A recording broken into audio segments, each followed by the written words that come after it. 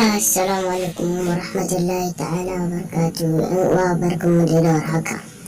To yau dai bidiyon tamu za ta je wurin yadda wani application ne mai tona asirin barawo. Ko da barawo ya ji sata masulla, shi application zai yi dan kara haka zai kara. To bari mu shiga mu gwada muku application. Uwa muna bata da ku danna mana subscribe a wannan tasha ta mai albarka. Bari mu shiga tasha.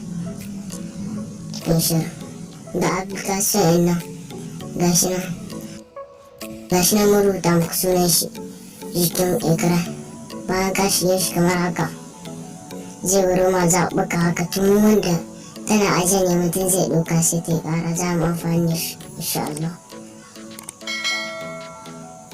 Gashi nan mu shiga wani ga wata alama nan da wanda aka activate mu danna shi kamar haka zai ɗauke kamar nafsi wani siwan tara sakan tara haka.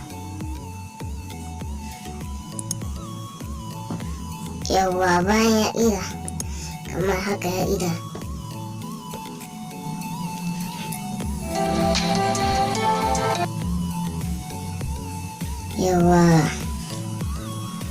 bayan ya haka za a kashe sallah za a kashe wa yesu kamar haka a kashe ta.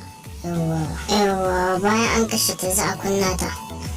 Bayan an kunna ta an ɗauko ta kamar haka ko za ta fara ƙara.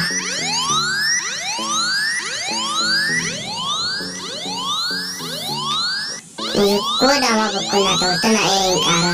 Kawai dai saboda dai ko ga wanga ɗin nan ne muka kunna ta kamar haka. Kun gane ne ba? Yawwa. Kuma tana fidda hada fitila tana fidda daga baya.